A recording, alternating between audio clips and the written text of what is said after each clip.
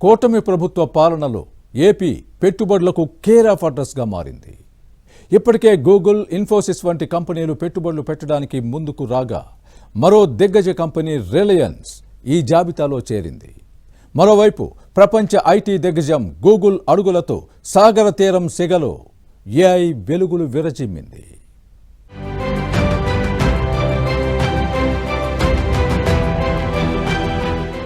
ప్రపంచ సాంకేతిక దిగ్గజం గూగుల్ విశాఖలో ఘనంగా అడుగుపెట్టింది.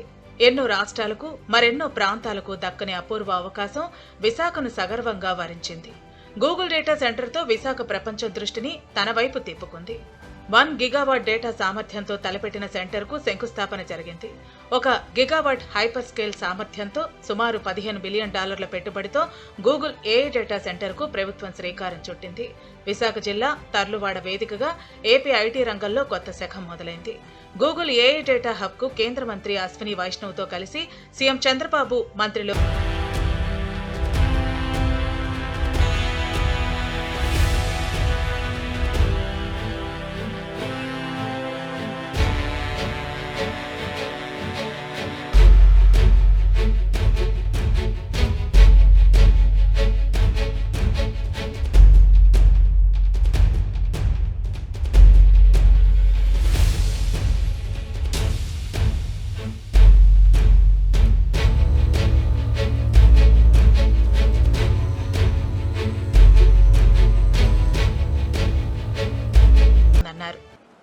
ప్రపంచం గూగుల్లో వెతుక్కుంటే అలాంటి గూగుల్ ఆంధ్రప్రదేశ్ని ఎంచుకునింది. Everybody searching through Google engine, but Google has selected Andhra Pradesh, that too Visakhapatnam. That is the beauty of this place. This project, exactly September it has started. Now I am asking Google, 28 September 28, same day, you are going to inaugurate by our Honorable Prime Minister. We are inviting from now itself.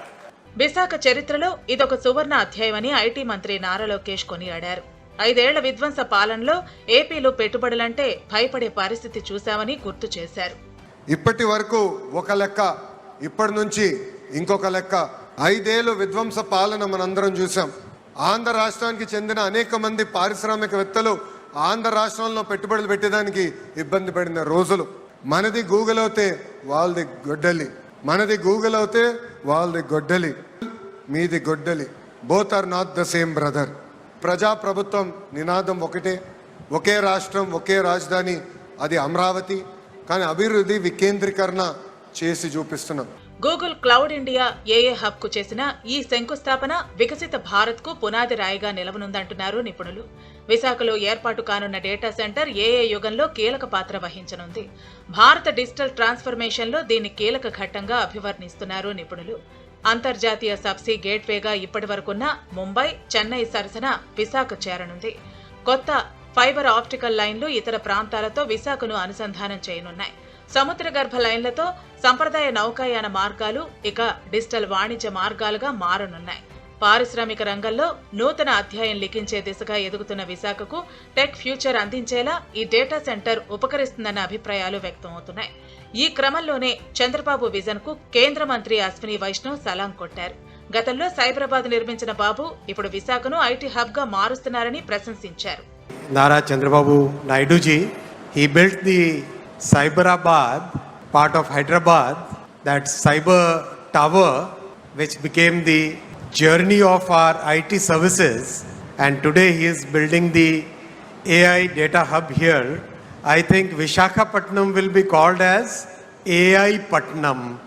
What is Visakhapatnam today? Like Cyberabad, it will become AI Patnam.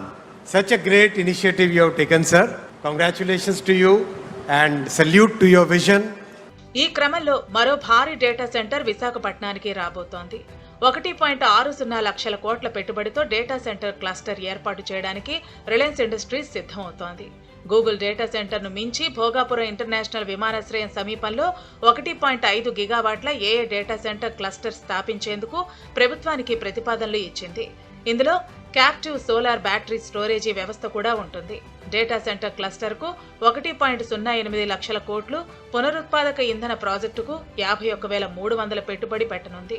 గిగావాట్కు మించి ఏర్పాటు చేసే ఏఏ data centre cluster కోసం Reliance సంస్థ 935 ఎకరాలను కోరింది.